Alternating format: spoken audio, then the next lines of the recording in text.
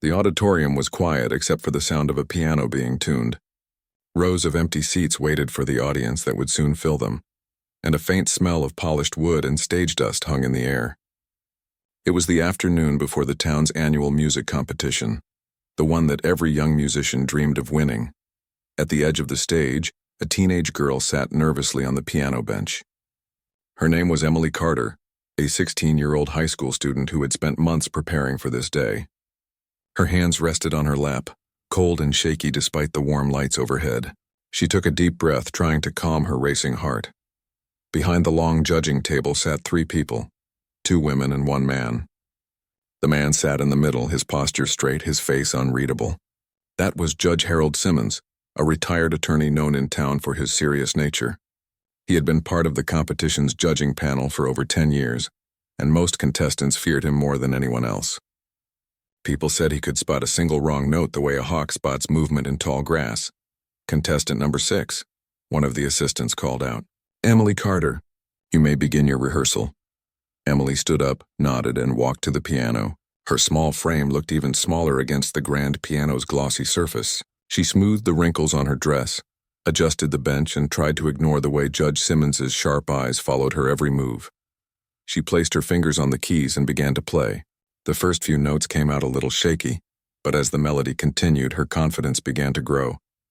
She could almost feel the music taking her somewhere else, away from the bright lights, away from the silent judges, and back to her small living room where she used to practice for hours. Her mother used to sit nearby, humming softly while reading. Sometimes her little brother would fall asleep on the couch as she played. Those small memories gave Emily comfort, and for a moment she forgot about her nerves. Then came the sudden sound of a voice. "Stop." Emily's fingers froze in mid-air. The sound of her last note faded into silence. She looked up, startled, and saw Judge Simmons staring at her with an expression that could turn anyone cold. "That's enough," he said, his tone flat and firm. "You're rushing the tempo. Your rhythm is uneven, and your pedaling is far too heavy for that passage." Emily swallowed hard, her throat dry. I can try again," she said softly. "No," the judge replied. "We've heard enough for now. You may step down."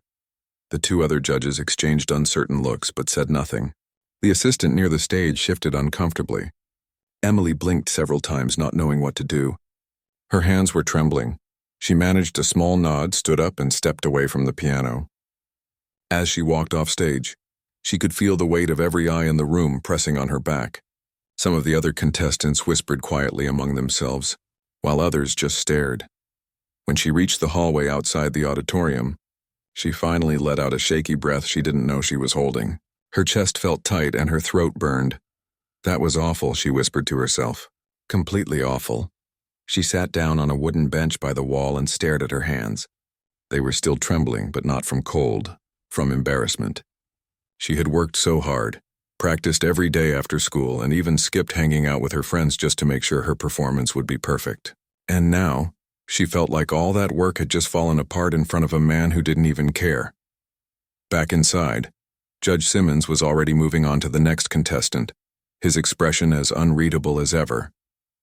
To most people, he seemed almost mechanical, a man who cared more about rules and precision than about feelings or effort.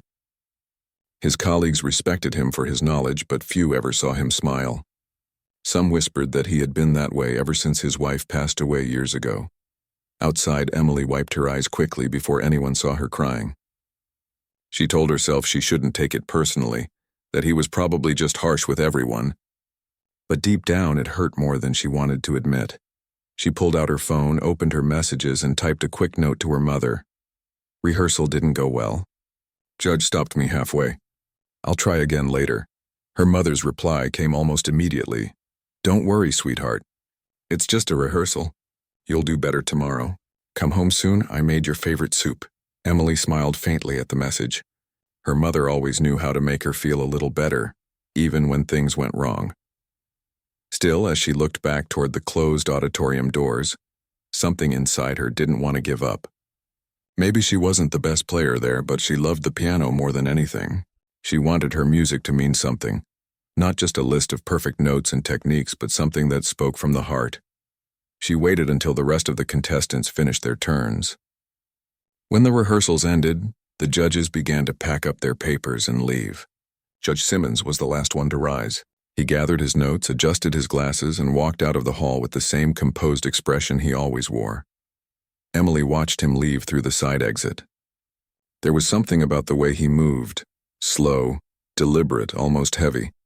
For a moment, she wondered what kind of person he was outside of these events. Did he ever smile? Did he ever enjoy music? Or was it all just rules and measures for him? Later that evening, when the building was nearly empty, Emily returned to the auditorium. The stage lights were off now, and the only sound came from the faint hum of the air conditioning. The piano sat quietly in the center of the stage, its surface reflecting the dim light from the hallway. She hesitated at first, then walked toward it. Her shoes clicked softly against the wooden floor. She sat down on the same bench where she had earlier been dismissed, took a deep breath, and let her fingers touch the keys.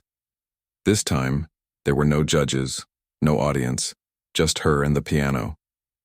She began to play one of her favorite melodies, a gentle piece her old piano teacher had once given her. It was a slow, emotional tune that always reminded her of someone saying goodbye. Each note seemed to float in the air a little longer than the last. Her hands moved softly, naturally, like she was speaking without words. The sound filled the empty room, and for the first time all day, she felt calm. What she didn't realize was that someone else had come back too. Judge Simmons had returned to the hall to retrieve a folder he had forgotten under the judge's table.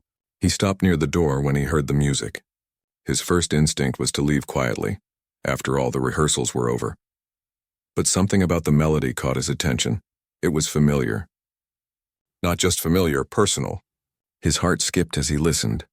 He stood there, frozen in place, as the young girl on stage played the song that once filled his home many years ago.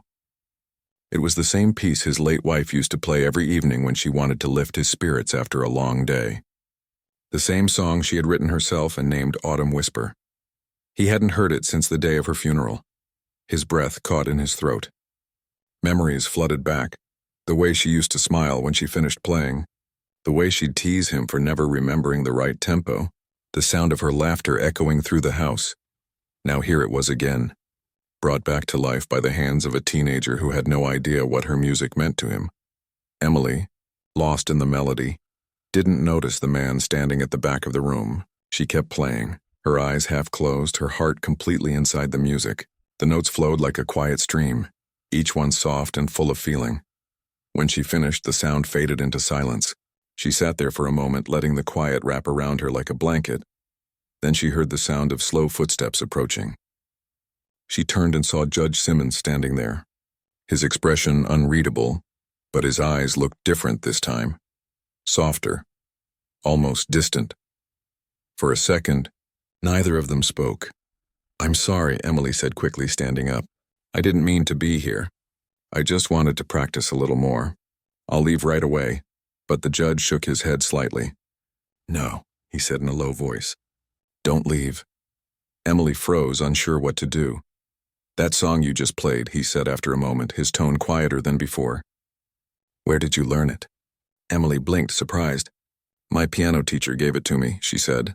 She said it was an old piece written by someone she once knew. I've always loved it." The judge nodded slowly. His gaze drifted toward the piano. "I see," he murmured. Then he gave a small nod, more to himself than to her. "You played it beautifully." Emily didn't know what to say. The same man who had stopped her earlier with such coldness was now speaking in a voice that almost sounded sad. Before she could reply, he turned and walked away, leaving her standing by the piano, confused but somehow comforted. As the door closed behind him, Emily looked down at the keys again. She touched them lightly and smiled. For the first time that day, she felt like maybe, just maybe, her music had reached someone after all. The next morning was quiet in the Carter house. A soft drizzle tapped against the window panes, and the smell of coffee filled the kitchen. Emily sat at the table, still thinking about what had happened the night before. Her mother, busy making breakfast, looked over and smiled gently. "You didn't sleep much, did you?" she asked. Emily shook her head. "Not really. I kept thinking about the competition. And about that." "Yeah," Emily said softly. "Judge Simmons," her mother sighed. Some people are strict because they think it helps others improve. Try not to take it to heart.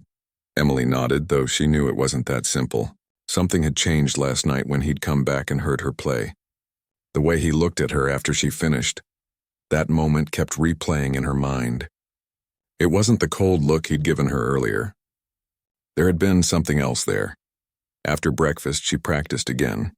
The competition's main event was the next day, and she didn't want fear to follow her onto the stage. Every time her fingers touched the keys, though, she thought of the judge standing in the doorway listening to her quietly. By evening, she decided to return to the auditorium to rehearse once more. The weather had cleared, and the sun was setting behind the courthouse across the street. The auditorium lights were dim, and only a few people were still cleaning up from the day's other events. She walked in, holding her music sheets close to her chest. The air inside was cool, with that faint scent of wood polish again. She made her way toward the piano. Back again, a familiar voice said from behind. She turned and saw Judge Simmons standing near the back row, holding a folder under his arm. He looked surprised to see her, but not angry. "Oh, yes," Emily said nervously. "I wanted to practice a bit more before tomorrow." "I didn't think anyone else would be here." He nodded slowly. "I came to drop off the score sheets. The committee meets here tomorrow morning." For a moment, neither of them spoke. The room felt too big, too quiet. Finally, the judge said, "That song you played last night, it's called Autumn Whisper, isn't it?" Emily blinked in surprise. "Yes," she said. "That's what my teacher told me. Do you know it?" He gave a small nod. "I do," he said softly. "It was written by my wife." Emily's mouth fell open a little. "Your wife?"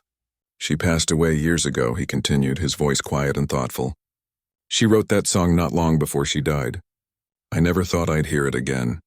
Emily looked at him carefully. For the first time, she noticed that his face didn't look as hard as it had yesterday.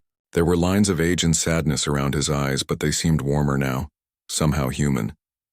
"I'm sorry," she said softly. "I didn't know. My teacher gave it to me and said it was special. I never knew who wrote it." He gave a faint smile, the kind that's more about memory than happiness. "I suppose she wanted her music to live on," he said. "And now it has." Emily didn't know what to say. She looked down at the piano and then back at him. "It's a beautiful song," she said. "When I play it, it feels like someone is speaking through it. I don't even know how to explain it." "That's because she wrote it from her heart," he said quietly. "She always believed that music was meant to say what words never could." There was a long pause. Then the judge took a seat in one of the front rows. "Would you play it again?" he asked, his voice almost a whisper. Emily hesitated. "You really want to hear it?" He nodded once. So she sat down at the piano, adjusted the bench, and placed her fingers on the keys. The moment she began, the sound of the melody filled the empty hall again, gentle, smooth, and full of feeling. The judge sat very still, his eyes on the floor. The music seemed to pull him back to another time, to evenings when his wife would play the same song while he read the newspaper, pretending not to notice her smiling at him. To the nights when she'd hum softly, saying the song made her feel alive. By the time Emily reached the final notes, there was a quiet tremble in his breath. When the last sound faded, neither of them spoke for a long moment. "You play it beautifully," he said finally, his voice low and sincere. "Thank you," Emily said. "It's my favorite piece." He nodded again, then slowly stood up. "You remind me of her," he said. "Not because you play like her, but because you play with the same kind of heart." "That's something rare these days." Emily felt her face warm. "That means a lot," she said softly. He gave a small, tired smile. "Tomorrow, when you play in front of the crowd, don't think about perfection. Think about what the song means. People forget notes, but they remember feelings." She nodded, letting those words sink in. When he turned to leave, he paused near the door and looked back at her. "You should keep playing that song," he said quietly. "Let it keep living." And then he was gone. Emily sat there for a long time after he left, thinking about what he'd said. The hall felt lighter somehow, as if the music had changed something in the air. She looked at the piano keys, running her fingers gently over them, and smiled. The next day came faster than she expected. The town's auditorium was filled with people. Families, friends, teachers, and students all gathered for the annual music competition. The stage lights shone bright and the murmur of excitement filled the room. Backstage, Emily tried to steady her hands. She had played in front of small crowds before, but never in a hall this full. The other contestants stood nearby, tuning instruments and flipping through sheet music. When her turn came, she took a deep breath and stepped onto the stage. The audience grew quiet. She could feel her heart beating in her chest like a drum. She saw the judges' table at the front. The two other judges smiled politely, and in the middle sat Judge Simmons. His expression was calm, not cold, not harsh, just steady. Emily sat at the piano, took another breath, and placed her hands on the keys. The first note rang out clear and pure. As she played, she remembered his words from the night before. People forget notes, but they remember feelings. She let herself feel every part of the music and the sadness, the beauty, the warmth of a memory she had never truly lived but somehow understood. The melody floated through the hall like a whisper. The audience leaned forward, listening closely. Judge Simmons sat perfectly still, but inside his heart was not. Each note reminded him of his wife, of her laughter, her kindness, her patience. It was like hearing her voice again after so many years. When Emily reached the final passage, her hands trembled slightly, but she kept playing. The sound rose softly, then faded like a sigh. The hall stayed silent for several seconds after she finished. Then the applause came. It started softly, then grew louder, until it filled the room. Some people even stood up, clapping with bright smiles. Emily looked out and saw her mother in the audience, her eyes glistening with pride. At the judges' table, Judge Simmons closed his notebook slowly. For a moment, his face looked unreadable again. Then, to everyone's surprise, he stood and began to clap too. When the competition ended, Emily didn't care about the results. She just felt proud that she hadn't given up, proud that she had played from her heart. But when the winners were announced later that evening, her name was called for first place. She couldn't believe it. She walked to the stage, her steps shaky but light. When she accepted her certificate, she glanced toward the judges' table. Judge Simmons gave a small nod, the faintest smile touching his lips. Later, as the audience began to leave, he approached her backstage. "You did well," he said. "Very well. Thank you, sir," she said quietly. "And thank you for listening last night." He paused. "I should thank you instead," he said. "You reminded me that music still has meaning. It's been a long time since I've felt that." Emily smiled, unsure how to respond. Before he left, he handed her a small envelope. "This belonged to my wife," he said.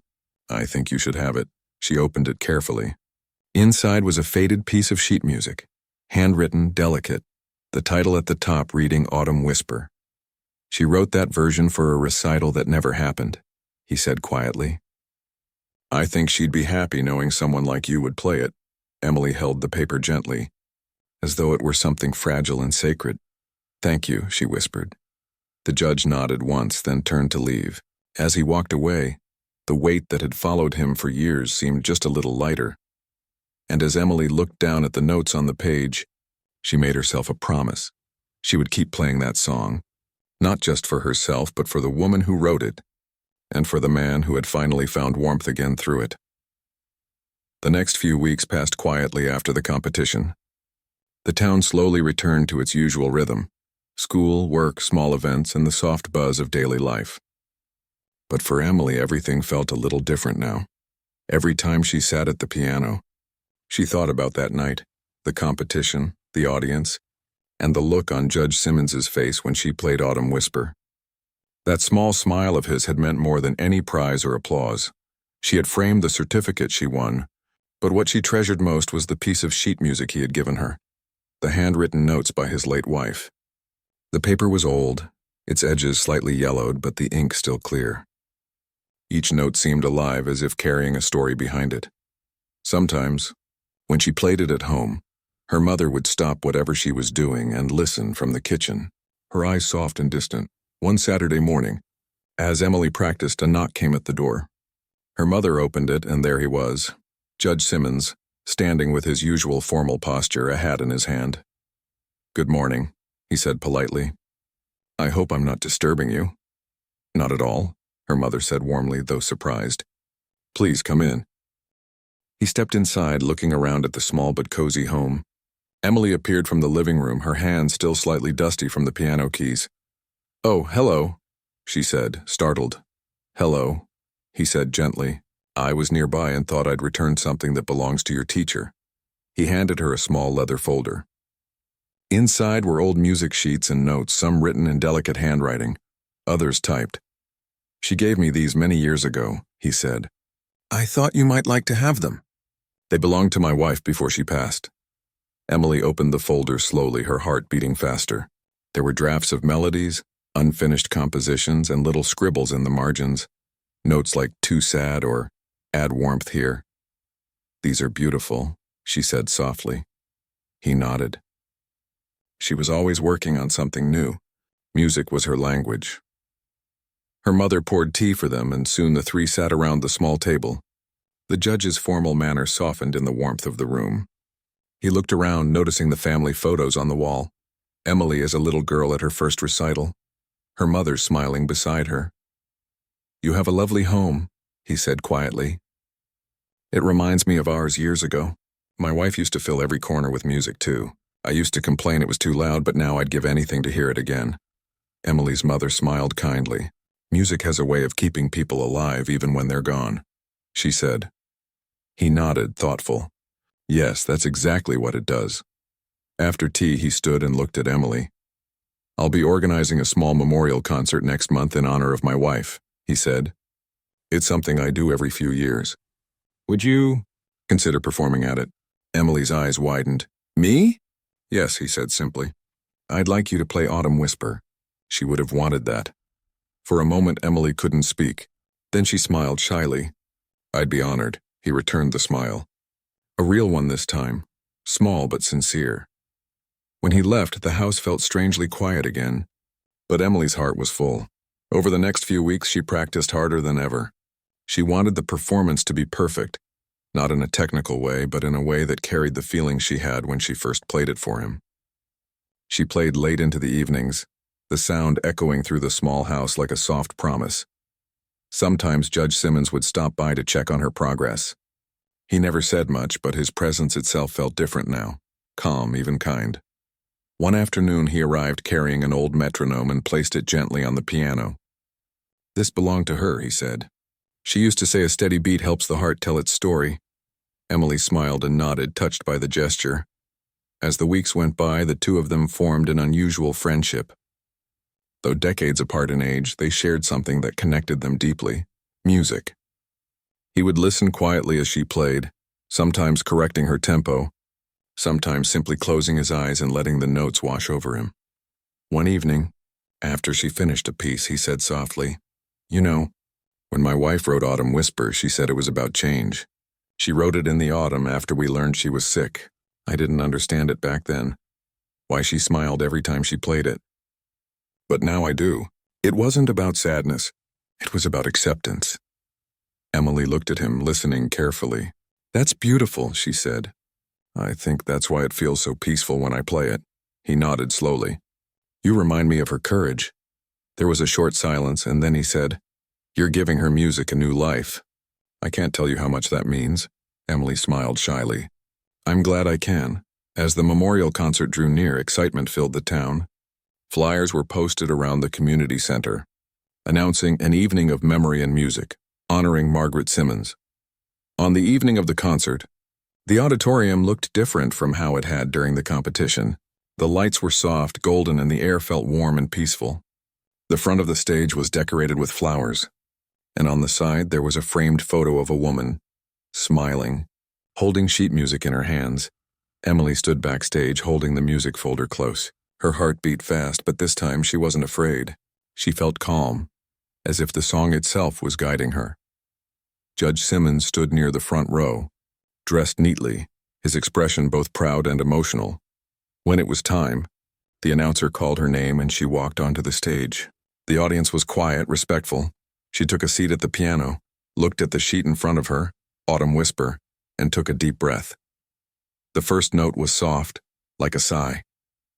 Then came another and another until the melody began to unfold. The room seemed to melt into the music. Every sound carried warmth and tenderness, flowing gently like falling leaves. The song filled the space with something that couldn't be seen, a quiet comfort that reached every heart in the audience. Judge Simmons sat still, hands folded in his lap, his eyes glistening. It felt like his wife was there again, not in body but in spirit, smiling through the music that had outlived her. When the final note faded, the silence that followed was deep and full of meaning. Then came the applause, gentle at first, then rising like a wave. Emily stood and bowed. She looked toward the front row, where Judge Simmons was already on his feet, clapping with tears in his eyes. After the concert, he found her backstage. His voice was thick with emotion as he said, "You played it just as she would have wanted." Emily smiled softly. "It's her song," she said. "I just borrowed it." He chuckled quietly, wiping his eyes. "You gave it back better than you found it." They stood there for a moment, neither knowing what else to say. The air between them was filled with something unspoken. Gratitude, perhaps, or healing. Before leaving, he handed her another envelope. "She wrote many songs," he said. "Most were never played. I'd like you to have them. Maybe you can bring them to life someday." Emily took the envelope with both hands. "I will," she said firmly. Outside, the night was cool and the moon hung low over the town. As Emily and her mother walked home, she held the envelope close to her chest. Her mother looked at her and smiled. "You've done something special tonight," she said. "You didn't just play music, you helped someone remember love." Emily nodded, her eyes shining. "I think she helped me too," she said. That night before bed, she opened the envelope. Inside were handwritten pages, all filled with music, unfinished melodies, quiet dreams captured in notes. She smiled, then sat down at her piano one last time before sleeping. The house was dark, but the keys shone faintly in the moonlight. She began to play one of the new pieces softly, as if whispering a promise. In another part of town, Judge Simmons sat by his window, looking out at the stars. For the first time in years, he didn't feel alone. The music had brought back what grief had taken away, peace. He closed his eyes and listened to the silence. Somewhere in the distance, he imagined he could hear faint notes drifting through the night, the sound of autumn whisper, played by a young girl who had unknowingly opened his heart again. And in that quiet moment, he smiled. The following weeks after the concert brought a quiet but powerful change in both Emily and Judge Simmons's lives. Something about that night had shifted the way they both saw the world. For Emily, it was the first time she truly understood how music could touch someone's heart in ways words never could. For Judge Simmons, it was as if a locked door inside him had finally opened. Every morning he still followed his old routine: early walks, breakfast alone, and reading the newspaper by the window. But now the silence in his house didn't feel as heavy. The piano in his living room, covered for years with a thin layer of dust, had been uncovered again. Sometimes he would sit there in the evenings, running his fingers lightly over the keys, hearing faint echoes of his wife's laughter. Meanwhile, Emily kept practicing the songs he had given her. Some were unfinished. Others had small notes written in the margins, as if his wife had been talking directly to whoever would play them next. Phrases like "make this part brighter" or "let the melody breathe here." Emily didn't just see them as notes. To her, they felt like messages, glimpses of a woman who had poured her heart into music. One afternoon, she decided to visit the judge to show him her progress. When she arrived at his house, he greeted her with a smile that was still a little shy but far warmer than before. "Come in," he said. "I was just making tea." His home was quiet but cozy. The walls were lined with books and photographs, most of them black and white. On the piano near the window, she noticed a framed picture, a woman with kind eyes and a joyful smile. "She was beautiful," Emily said softly. "She was," he replied with a gentle nod. "Her name was Margaret." He poured 2 cups of tea and sat down beside her. "So how are the pieces coming along?" "I think I'm starting to understand them," Emily said. "Not just how to play them, but what they feel like. They're so full of life and sadness at the same time." He smiled faintly. That was her gift. She could find light even in sorrow. Emily placed her sheet music on the piano and began to play one of the unfinished compositions. It was slower and more delicate than Autumn Whisper, but it had the same gentle warmth.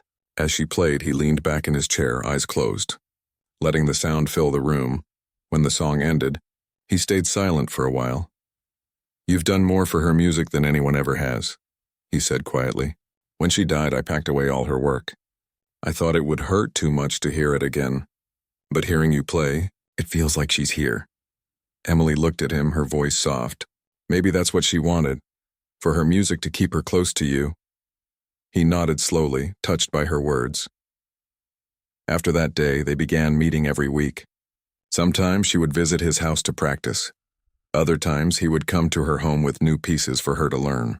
He started telling her stories about his wife's childhood, how she had learned piano in a tiny church, and how she used to play for children at the local orphanage.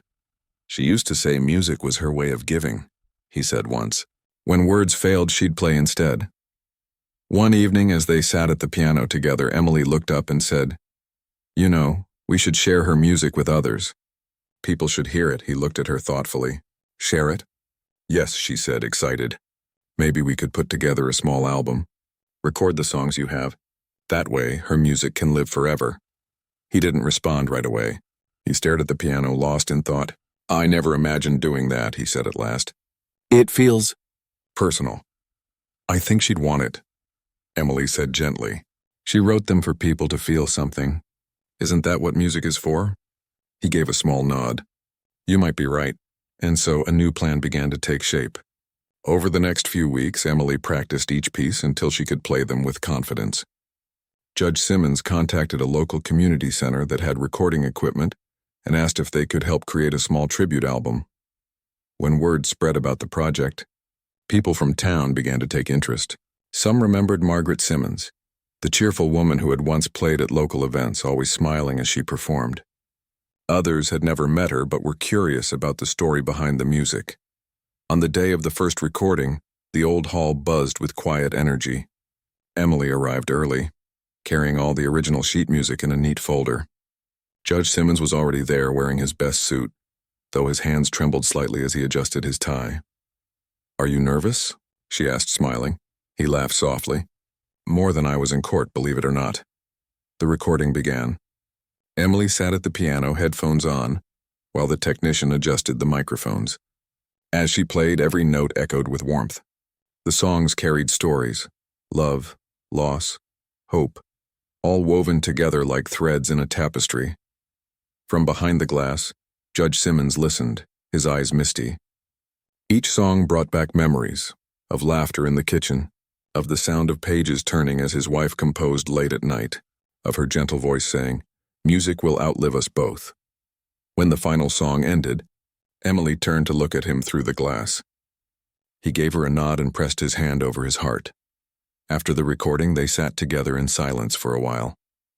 The technician burned the recordings onto a small drive and handed it to the judge. "Would you like to name the album?" he asked. The judge smiled faintly. "Yes," he said. "Call it Whispers of Autumn." The title felt right. A few weeks later, they held a small event at the community center to release the album. It wasn't anything grand, just a few chairs, a projector showing photos of Margaret, and a small table with the CDs.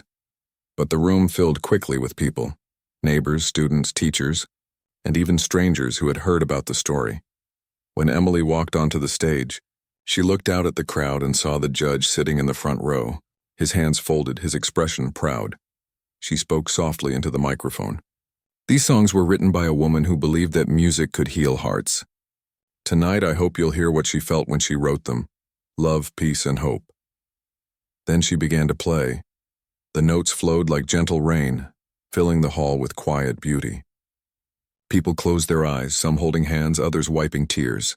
It was as if Margaret herself was there again, touching every heart through the music she left behind.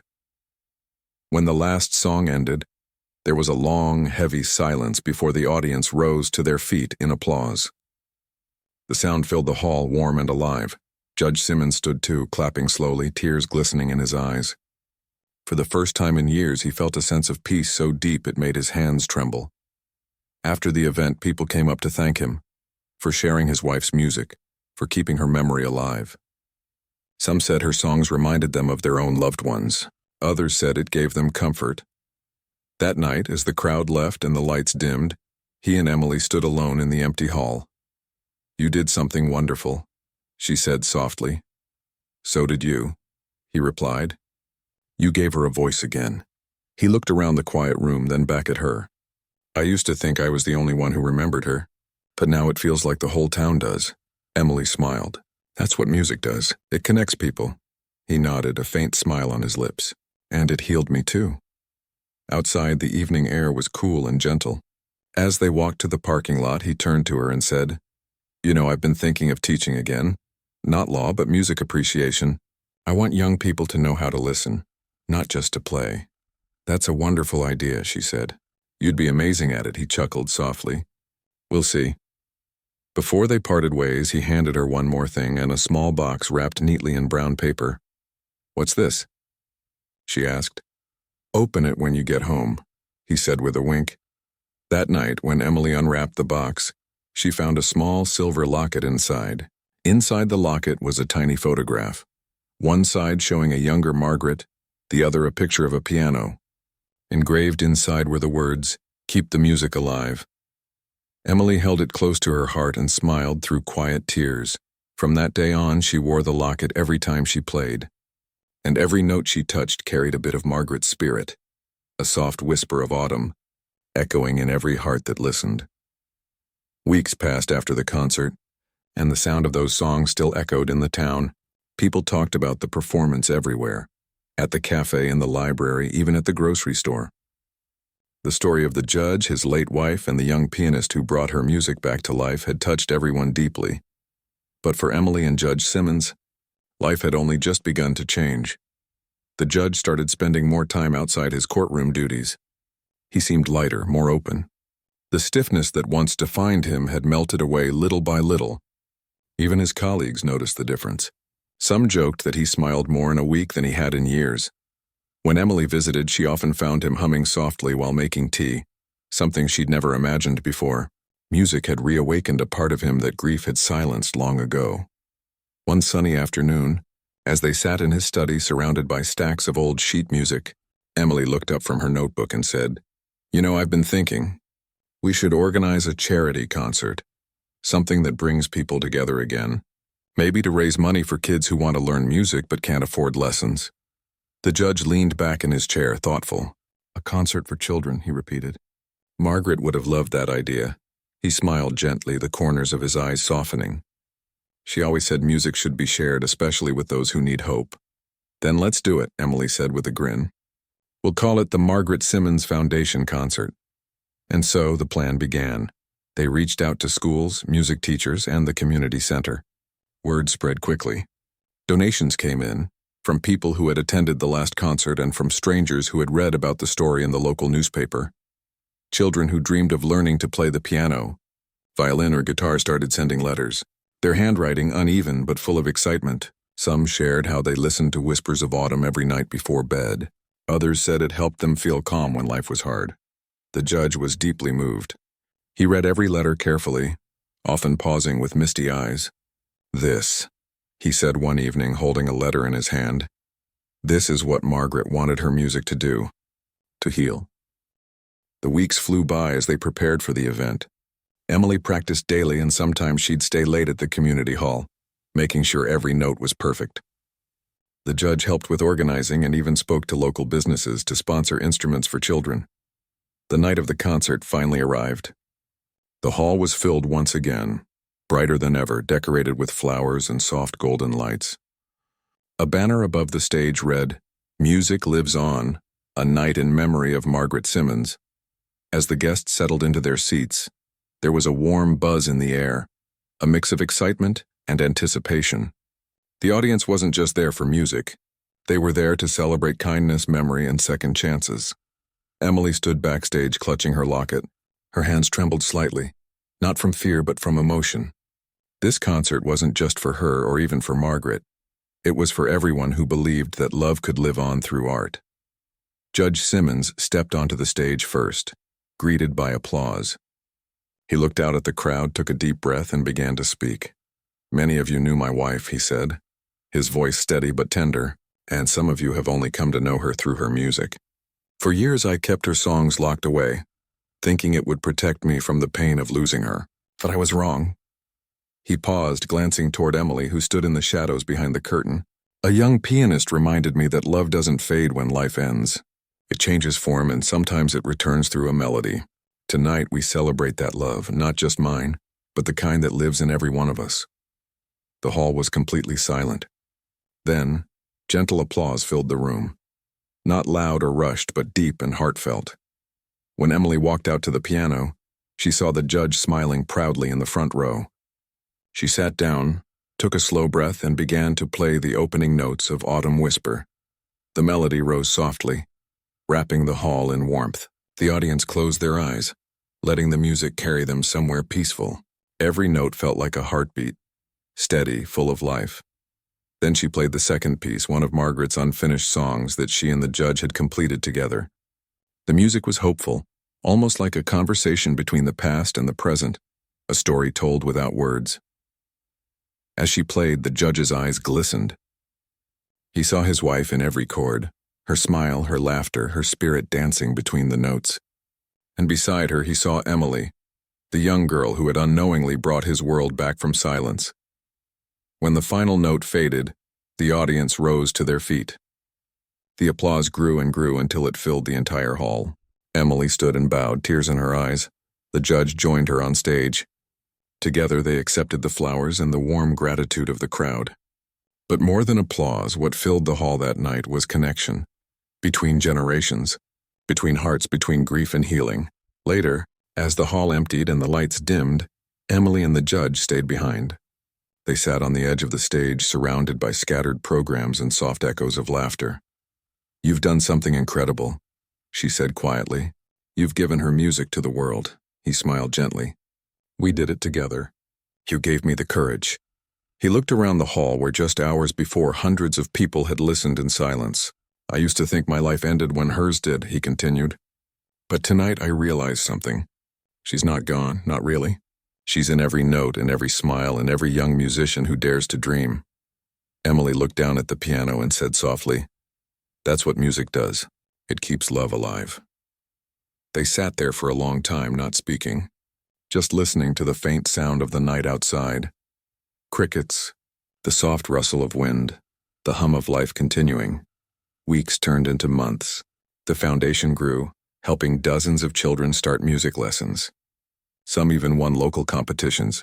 The community center was filled with music every weekend, and the judge visited often, smiling as he listened to the young students play.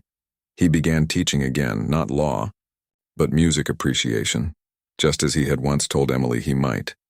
His classes were full, not because he was a famous judge, but because people admired his passion. He taught them how to listen, really listen, to the heart behind every note. Emily, meanwhile, started preparing for a national music scholarship. When she was accepted, the judge was the first person she told. "I knew you would make it," he said proudly. "Margaret would be so proud of you." She smiled, tears shining in her eyes. "I couldn't have done it without you." He handed her a small envelope. "Then take this with you," he said.